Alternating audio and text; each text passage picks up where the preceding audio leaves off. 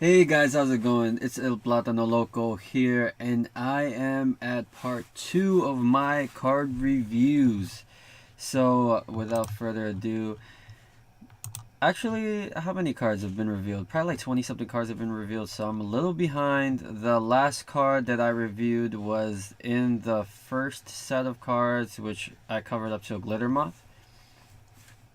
So I'm just gonna kind of give a brief overview of what of the card, and then what I think of the card and how it kind of fits into the meta, and I'm gonna give it a rough grading, rating it from 1 to 5. So let's start off. Here we have Warpath. So Warpath is a warrior common card for 2 mana, a spell, and it reads Echo, deal 1 damage to all minions.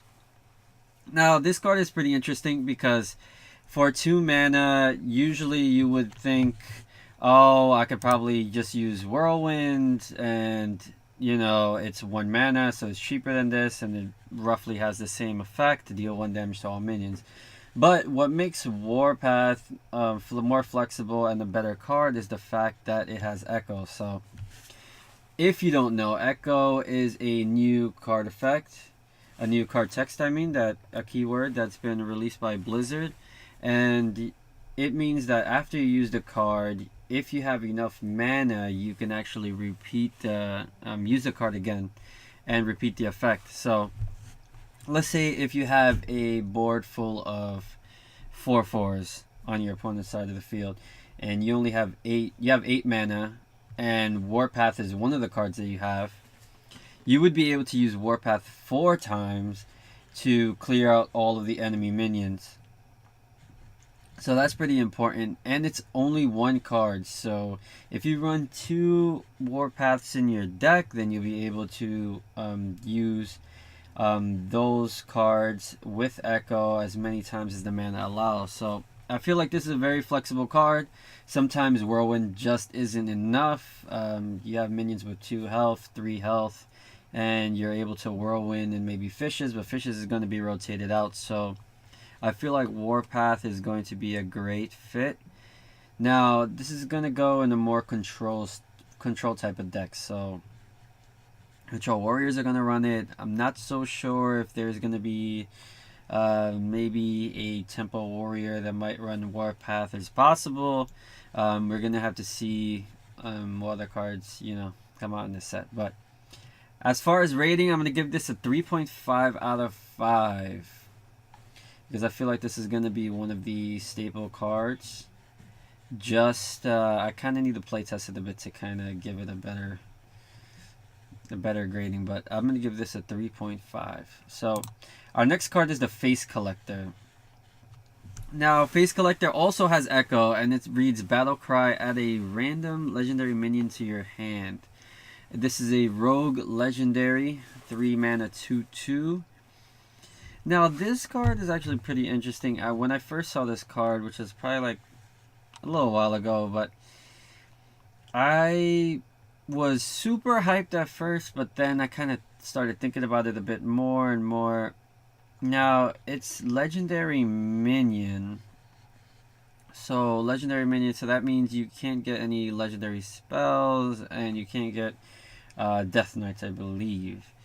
So there is a large variance on how good legendary minions are, but the good thing about this card is that it gives it to you in your hands. So if the card does have a battle cry, if it has battle cry, or if it has like rush or any abilities that can be activated when it hits the battlefield, you'll be able to hold on to the card. Let's say if the first card you might get is a Deathwing, you might not necessarily play it the turn right after you play Face Collector, but if you make it to turn 10 and you're in a tight spot, that might be your out.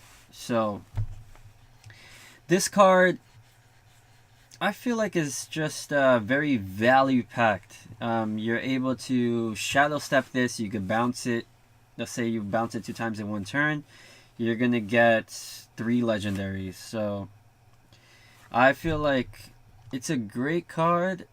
it's not something an aggro deck would run. Something more mid-range or even control or late game rogue would wanna run Face Collector. But there is a large variance in how good legendary minions are. So you have Millhouse Manastorm, you have Lorewalker Cho, you have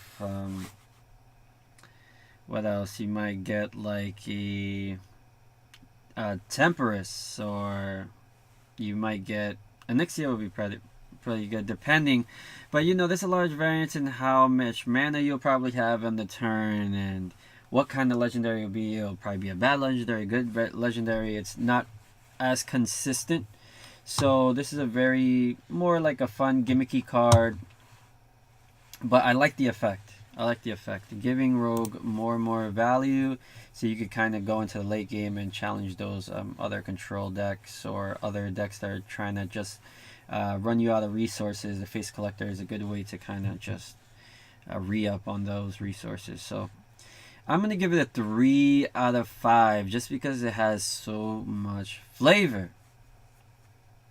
Alright, so we're going to cover this row here and that'll wrap up this video. So let's look at this Druid epic spell, Whispering Woods. Alright, so Whispering Woods. Summon a 1/1 Wisp for each card in your hand. This card is pretty interesting. Now, I was thinking about a couple of cards that it could combo with, and Mark of the Lotus was one of the things that I was thinking about, but that would be played in a more aggressive type of Druid deck, usually.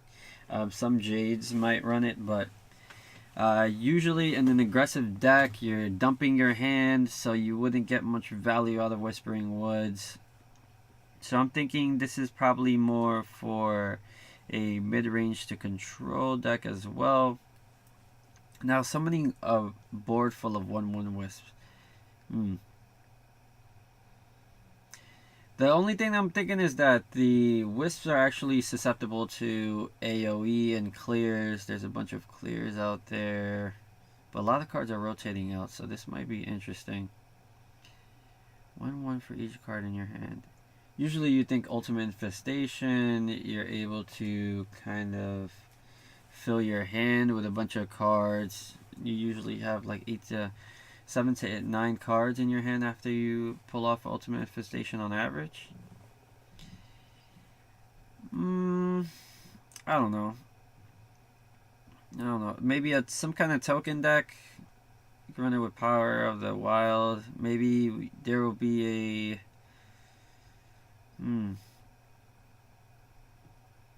maybe there's a ramp. I don't know. I don't really. This card's kind of awkward. I don't really see how this one will see much play. I just feel like the 1/1 Wisp, unless you're able to combo it with something that buffs the tokens. I don't know. So Power of the Wild is probably the only card you could really combo with this. I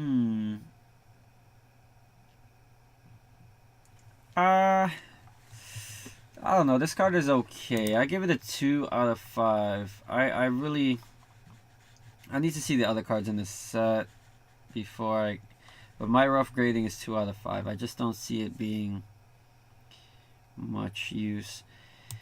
Rebuke Paladin common spell. Now this one was really interesting. If you don't know, there was this card, legendary card back in Naxxramas called Loatheb, and Loatheb was a legendary minion 5/5, which is still played really commonly in Wild right now. And this card reads, enemy spells cost 5 more next turn. So it has a similar effect to Loatheb, which as soon as you play it, when your opponent starts their turn, their spells will cost 5 more. Now this is another interruption kind of tool where you would want to play this when you have a board full of minions. Then if you're playing against a spell heavy class like Shaman or Mage, which they would probably want to drop a Volcano or Flame Strike or a Blizzard. Rebuke makes it much more difficult to be able to get those cards out earlier. This card is interesting. The only thing I'm thinking is, how would it fit in a aggro deck? I'm wondering, because usually those lists are pretty tight, and two mana are usually like allocated to either summoning minions or playing weapons or buffing minions on board.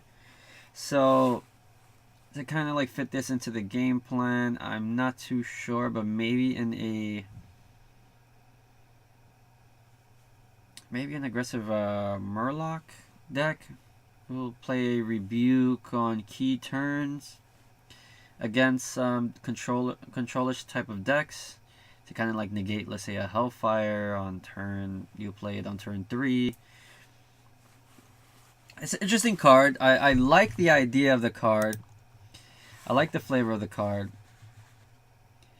I would give this card a 3.5 out of 5 because I feel like this has some very interesting implications, and I think in the right deck this could actually work. I'm also thinking OTK Paladin could also use Rebuke to kind of preserve the Horseman tokens that are summoned, the 2/2 tokens. So maybe this could also go into that game plan where you'll be able to play a Rebuke, and your opponent won't be able to AoE the tokens off without spending a majority of their mana, so they probably won't be able to deal with all of them, or they won't be able to deal with most of the other minions because they'll only be able to play a cheaper AoE spell. So Rebuke is really interesting. I'm not sure if it goes into an aggro deck, but maybe some kind of combo deck I'm feeling. But yeah, 3.5 out of 5. I like the flavor on this card. Alright, so the next card is Vivid Nightmares, which is a epic priest spell. Choose a friendly minion, summon a copy of it with 1 health remaining.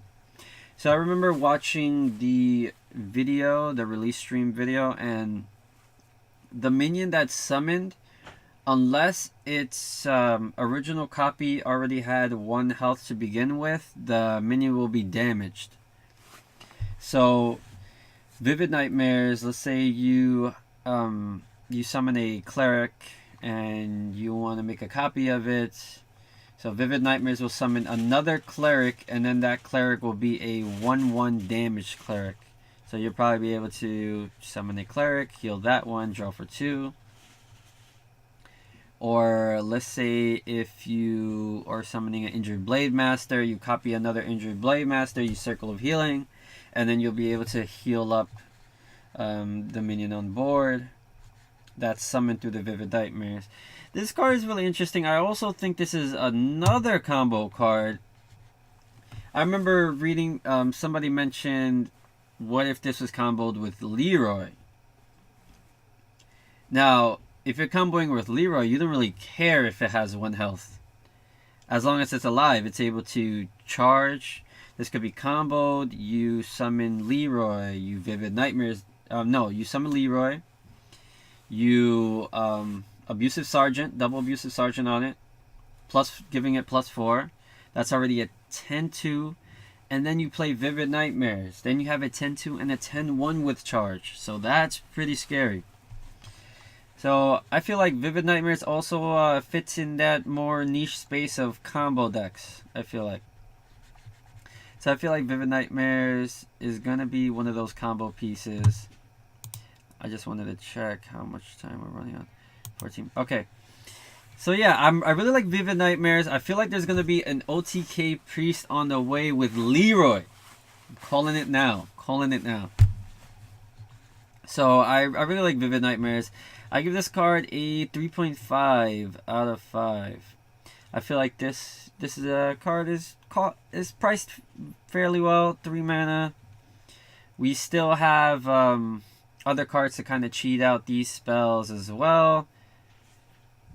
So I feel like this card is really a solid card. Next card is Hound Master Sha, a hunter legendary minion that reads, your other minions have rush. Now remember, rush is not the same as charge. Rush, you're able to attack enemy minions. You're not able to go face. So, Hound Master Sha is more of a control tool, I feel like. It's 3/6, which is a solid stats for a 4-costed minion. And, I mean, that's pretty good. I like it. It's nothing crazy. I feel like it's a great card. I'm just thinking, what else can this be paired up with? 3/6. It doesn't have any tags. It is a solid 4-drop though. Usually the 4-drop for Hunter is either Flanking Strike or Hound Master. So, and Hound Master is pretty good, but this gives your all your minions a rush. So it doesn't have to be necessarily a beast. So that's pretty good. I don't know. I just feel like I'm not sure if this fits with the game plan of Hunter. Usually they're just trying to smork you down and find a way to hit you in the face. But maybe this will make some kind of control Hunter more viable. I don't know. I think this is a 3. I'm going to give this a 3 out of 5.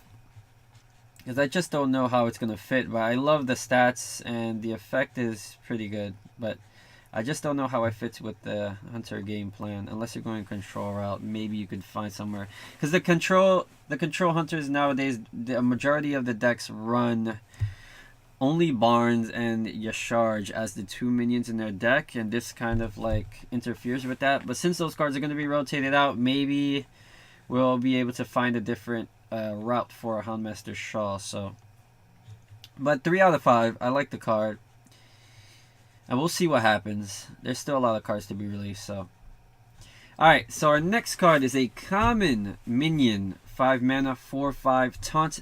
That reads Death Rattle, restore 4 health to your hero. Rotten Applebaum. Alright.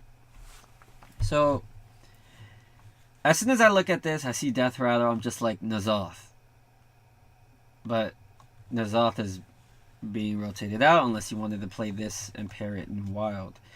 But, I mean, I also compare this to Sludge Belcher, which was a 5 mana 3/5 Death Rattle, summon a 1/2 taunt.